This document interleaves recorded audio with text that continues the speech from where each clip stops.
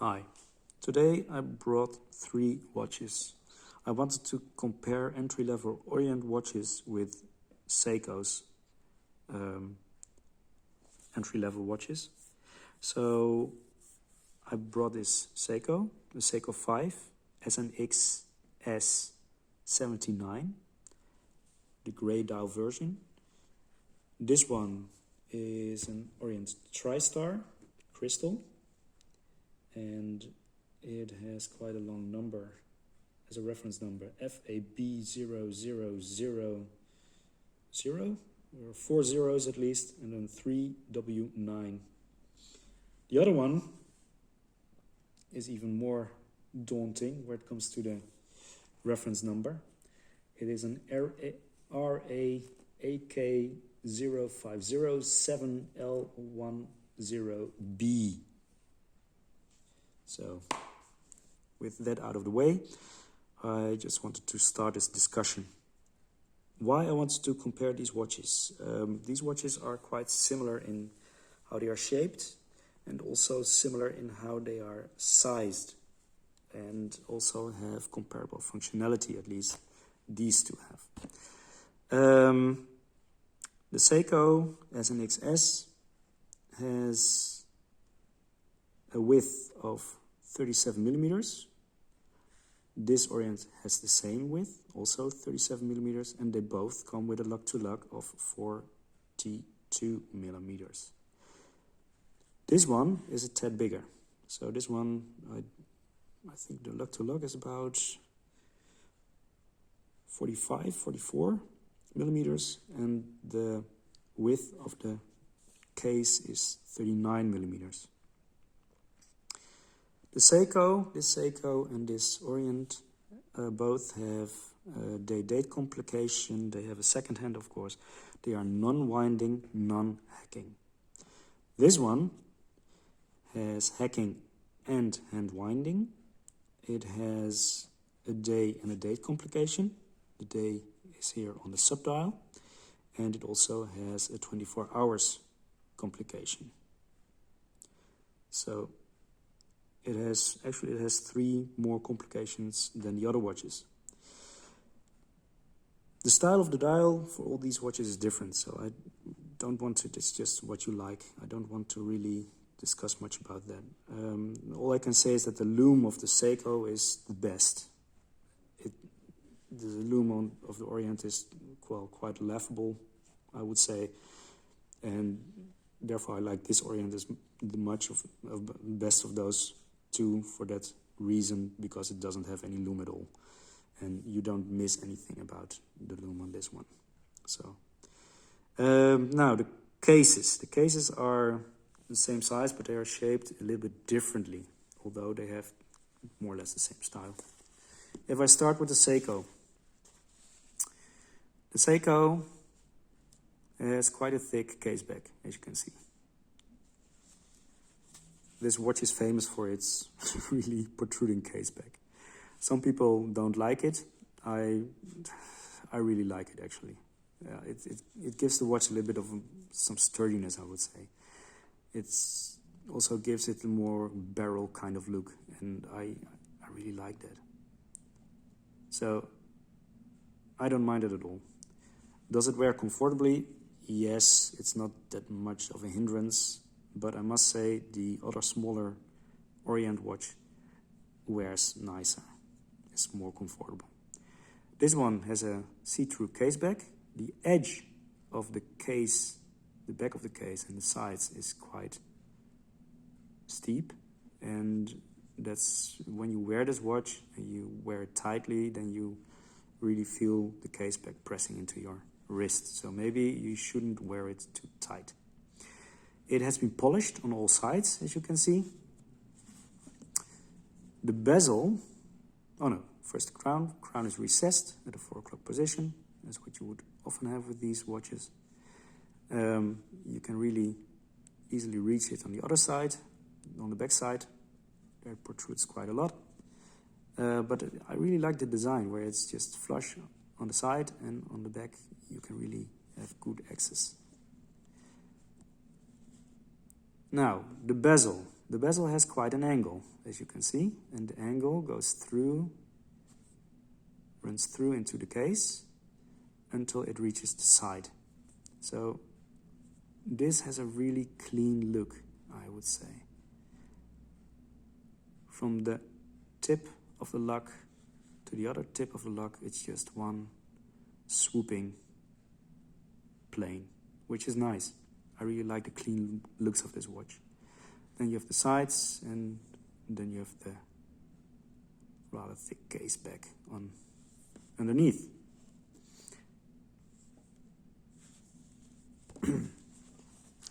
Now the Orient plays it a little bit differently. The Orient has a very thin bezel. It is polished.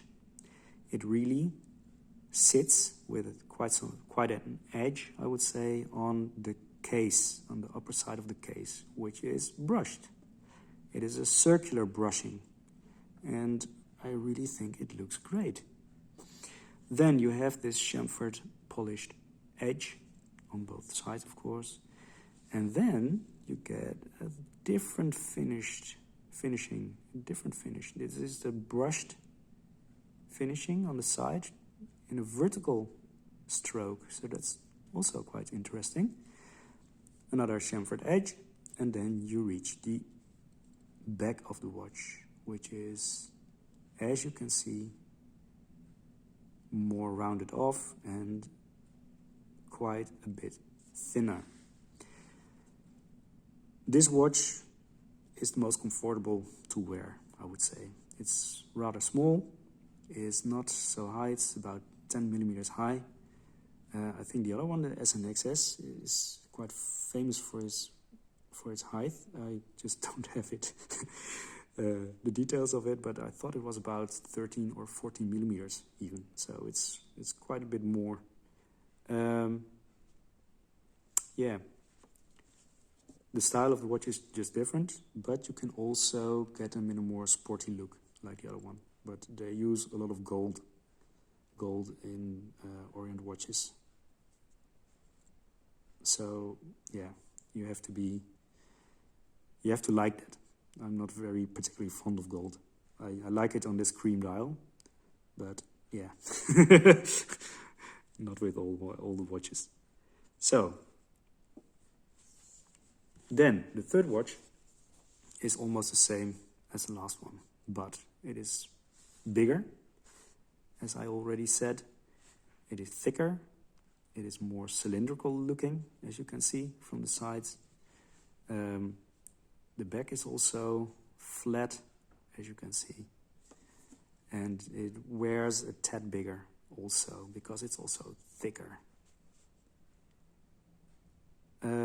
I found that the lugs don't protrude that much more. They have a little bit of a steeper ankle downwards, so they don't necessarily protrude much more than on the other watch, which is nice if you have smaller wrists. The edges of these watches are almost the same. So it has a bezel, small bezel on top. Then you got this sharp line. Then you have the plane on the top of the case. You have this chamfered edge, and then you have the sides of the watch. What I do like about this watch is a very nice sunburst. This has the same type of sunburst as you would have on a Kamasu. So it has kind of a matte finish in the lacquer of the dial. And in plain light you get a very nice subdued sunburst. It only pops when you put it in the sun. That's a bit different for the grey Seiko 5. The sunburst of this one is really more vivid. So I must say the blue one is much less vivid than the grey one. The grey one is very, it's a very vivid watch, which is nice because of the grey. The grey and the silver, they don't differ that much. So, price-wise, I bought this one for an astounding 84 euros from eBay. And I saw this one on Amazon for 106 euros with the leather strap, which is proprietary for this watch. So you also get an Orient logo on the strap as well. This one I bought for 82 euros. So these are almost the same in price. So if you would go for one of these watches, then the question would be, would you want more complexity and a bigger watch traded off against a smaller, much more slender watch with less complexity? And the other one, the Seiko.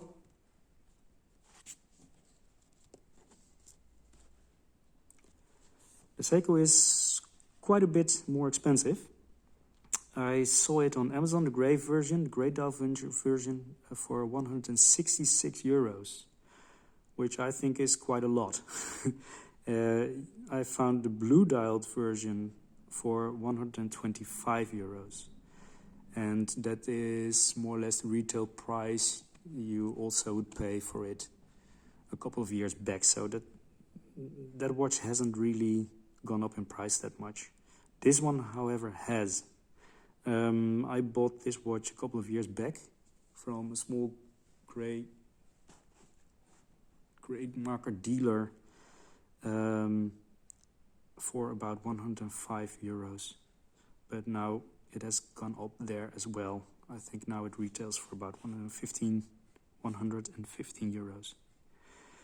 So it's the most expensive of the two. And I think what's most important is what kind of looks you like. You also find this one in a more sporty look, but it's still with a lot of gold tones in it. So be prepared for that. What I do like about this watch is that the hands are quite thick. And if you look at the date window of the date edge, the edge of the date window, it is rounded off in the edges, and I really like that. And as I said, I really like how this has very simple lines, very straight lines. But these are, they all have different style. And I must say, if I would have a look at the finishing on the case, then what I did with this watch is really nice. It's really astounding for this price point. You have polished chamfer edges, you have nice brushing on the sides, different brushing on the top, very clean planes also. So it has really been milled very nice, and yeah, it's a really nice watch altogether. Now, the other thing, I am not so happy with the quality of the 7S26 movement of Seiko of late. I never had this on a time grapher when I bought this. I used my time grapher app a while ago on this one, and I found out it has a beat error of 2 to 2.5 milliseconds, which is quite a lot, I would say. This one is much more healthy. This one runs about -10. This one runs about +7. And it has a beat error of about 0.5. And this one runs about also +10. And it has a beat error of 0.4, 0.3. So I would say these are the more healthy watches.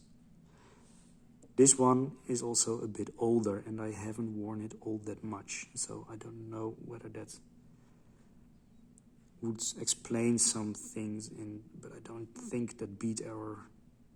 But hey, I'm not an expert, so maybe it really has to do with that fact that it hasn't been worn that much. These are the things I wanted to say. So I would say that Orient watches are really quite a good contender in comparison to Seiko's if you want to buy a watch. The Seiko 5s will go up in price, so they are not made anymore. The Seiko 5, at least these ones with the 7S26 movement, because they stopped making the movements. So these will run out eventually, and that is also one of the reasons why they shoot up in price. For now, this is what I had to say, and I be glad to talk to you next time. Bye bye.